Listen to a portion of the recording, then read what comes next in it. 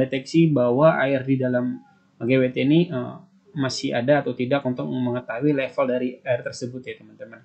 Nah dari GWT ini teman-teman ya, dia menuju ke pompa teman-teman ya, pompa. Oke teman-teman bisa lihat di sini adalah pompa ya teman-teman ya.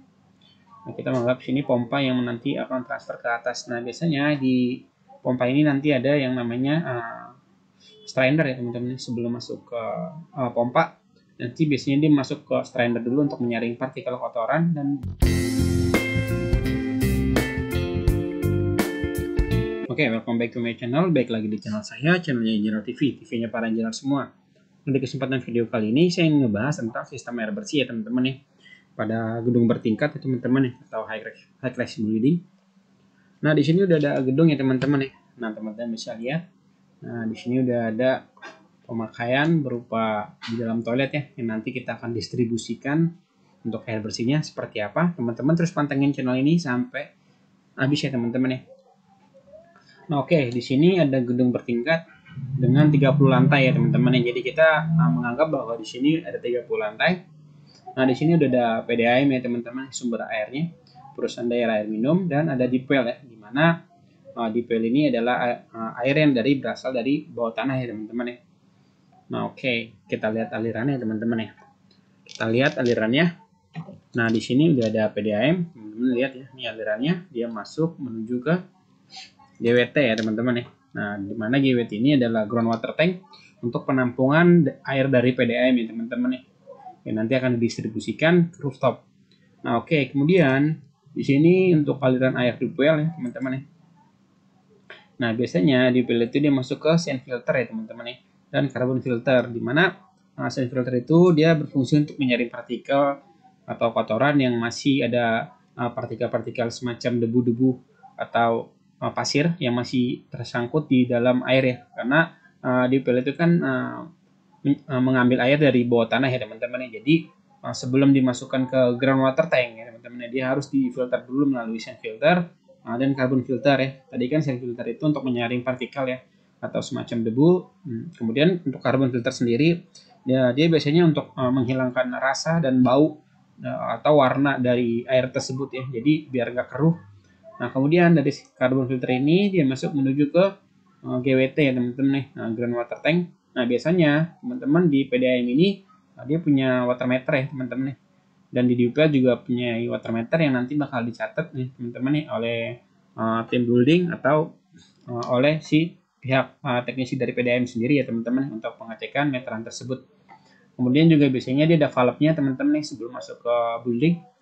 Begitupun juga dengan DUPL ya teman-teman nih, sama.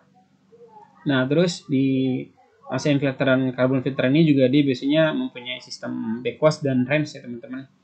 Kemarin juga ada gua jelasin, teman-teman bisa nonton untuk sand filter carbon filter, nanti gua tulis link di atas ya teman-teman, ada linknya. Nanti teman-teman klik aja di pojok kanan atas. Oke, kemudian sebelum masuk GWT biasanya dia ada yang namanya valve di atasnya teman-teman. Terus di dalam GWT ini biasanya ada namanya WLC teman-teman, water level control, di mana dia berfungsi sebagai pengecekan atau sebagai mendeteksi bahwa air di dalam GWT ini masih ada atau tidak untuk mengetahui level dari air tersebut ya teman-teman. Nah dari GWT ini teman-teman ya, dia menuju ke pompa teman-teman, pompa. Oke teman-teman bisa lihat di sini adalah pompa ya teman-teman. Nah, kita menganggap sini pompa yang nanti akan transfer ke atas. Nah biasanya di pompa ini nanti ada yang namanya strainer ya teman-teman. Sebelum masuk ke pompa, nanti biasanya dia masuk ke strainer dulu untuk menyaring partikel kotoran, dan terus biasanya dia juga ada cek palapnya nanti ya teman-teman. Nah terus biasanya ada palapnya juga teman-teman di GWT sini sebelum masuk ke pompa ya, pompa distribusi. Nah terus juga ada namanya flexible joint nih teman-teman. Jadi untuk getaran si pompa itu meredam si getaran si dari pompa itu ya teman-teman, karena si pompa itu kan dia mengeluarkan getaran yang cukup lumayan ya teman-teman ya. Nah oke. Nah kemudian biasanya juga ada pressure gauge ya. Nah ini outlet dari si pompa tersebut yang nanti masuk ke header ya teman-teman ya. Jadi untuk sistem pompa ini biasanya dia bergantian ya teman-teman ya, sesuai dengan ininya running hour-nya teman-teman nih. Jadi nah oke, dari outletnya si pompa dia masuk ke header teman-teman, di mana Feeder ini nanti dia mempunyai satu buah outlet yang nanti menuju ke roof tank. Nah, oke, ini adalah aliran airnya teman-teman nih yang nanti menuju ke roof tank. Nah, biasanya di roof tank ini dia mempunyai ini juga ya, water meter, di mana ketika ada water meter di sini biasanya ada bypassan juga teman-teman ya. Jadi di setiap ada water meter ada bypassan, di mana nanti ketika ada perbaikan water meter nanti bisa dibuka melalui bypassan ya teman-teman. Nah, oke, di sini ada 2 buah toran roof tank di atas ya teman-teman ya. Dengan kapasitas kita bisa pungkiri yaitu 80 meter kubik untuk satu buah torannya teman-teman ya. Dimana saya kasih 2 ini karena ketika ada preventive maintenance atau declining si roof tank ini, maka kita bisa menggunakan roof tank sebelah, dimana di sini ada valve-nya teman-teman, gate valve ya, atau bisa pakai butterfly valve.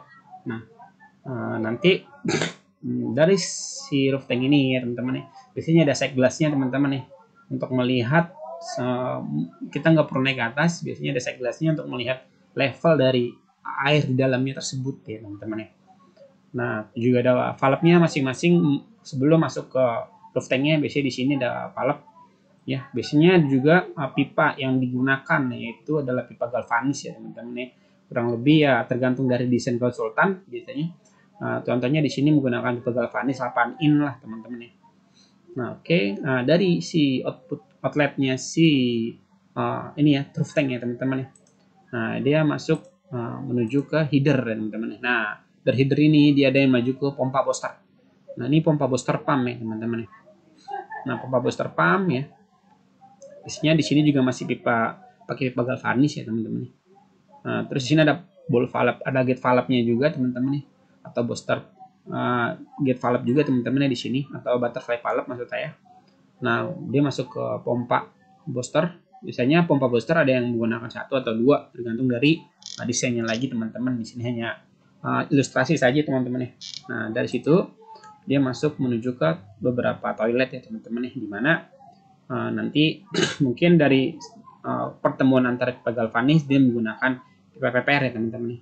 Pipanya biasanya warna hijau atau warna putih tergantung dari gedung masing-masing. Nah, di sini yang nanti masuk ke beberapa toilet, ada toilet perempuan dan toilet wanita, ada yang masuk ke pantry atau masuk ke janitor ya teman-teman. Dimana biasanya masing-masing dari toilet tersebut dia mempunyai valve ya. Biasanya di atas manhole itu tergantung dari gedung masing-masing juga ya teman-teman. Nah, di sini ada beberapa contoh untuk pemandian, untuk laundry atau untuk closet. Nah, terus dari sini ini kan untuk cover booster pump ini, contoh di sini covernya lantai 29 sampai 27. Jadi teman-teman menganggap bahwa yang di sini tuh dari lantai 29 sampai lantai 27 teman-teman ya, karena di sini kan kecil ya teman-teman gambarnya. Jadi saya mencontohkan bahwa di sini ada lantai booster pump cover 3 lantai teman-teman, dari lantai 27 sampai 29. Nah, kemudian untuk bawahnya lagi lantai 26 ya teman-teman. Dia menggunakan gravitasi. Teman-teman bisa lihat aliran airnya. Nah, ini langsung teman-teman. Nah, untuk gravitasinya sama teman-teman, untuk gravitasinya ya, dia mempunyai biasanya juga sebelum lari ke toilet atau ke toilet lantai dia ada palapnya ya teman-teman. Jadi ini adalah jalur shaft ya teman-teman, jalur shaft yang outlet menuju ke lantai. Yang sebelah kiri saya ini adalah jalur shaft yang menuju ke roof tank ya teman-teman. Jadi ini adalah inlet, sedangkan ini adalah outlet. Nah, oke. Terus kemudian di bawah dari lantai 21 ini dia menggunakan PRV ya teman-teman, gravitasi PRV. Nah, di PRV ini ya teman-teman bisa lihat untuk gravitasi PRV-nya ini dia dari lantai 20 sampai dengan lantai 15. Nah, fungsi PRV itu kan untuk mereduser si tekanan air ya teman-teman yang masih tinggi, direduser untuk contoh tekanan dari atas, contoh aja teman-teman dari atas tuh 5 bar atau 7 bar, nanti diredus menjadi 2 bar ya teman-teman sampai lantai outlet tersebut ya. Nah, di sini ada lantai 20. Nah, untuk lantai 20 ini sama outletnya, dia juga peruntukannya menuju ke female dan male ya teman-teman. Jadi toilet perempuan dan toilet laki-laki. Nah, terus di bawahnya lagi dia nyuntik aja teman-teman atau ngambil dari si outletnya PRV ya teman-teman, karena di sini 5 lantai ya untuk PRV-nya itu. Jadi ketika ada troubleshooting mungkin atau air nggak keluar di lantai 17, berarti teman-teman bisa cek valve masing-masing dari toilet tersebut, dan teman-teman juga bisa cek di PRV-nya tersebut ya teman-teman. Nah, kurang lebih kan seperti ini ya teman-teman ya. Nah, oke, jadi ini, nah kalau ada di sini juga biasanya ada swimming pool ya teman-teman ya, atau air kolam renang, dan ada air taman ya teman-teman ya. Nah, teman-teman tinggal narik aja dari sini menggunakan pipa PPR ya, pertemuan antara galvanis dan PPR nantinya. Nah, terus untuk air tamannya ya teman-teman, dia juga masuk setelah dari outletnya PRV ya teman-teman. Nah, jadi kurang lebih seperti ini teman-teman untuk gambarannya. Nah, ini biasanya digunakan di gedung-gedung bertingkat seperti apartemen, hotel, maupun office tower ya teman-teman. Tergantung dari desain konsultannya juga teman-teman. Ini hanya gambaran simulasi aja ya teman-teman. Kemarin juga ada gue jelasin sebenarnya. Nanti gue kasih linknya juga di atas teman-teman. Oke, paling segitu aja dari saya teman-teman ya. Kalau ada salah-salah kata saya minta maaf. Oke, sekian dari video ini ya teman-teman. Salam engineer.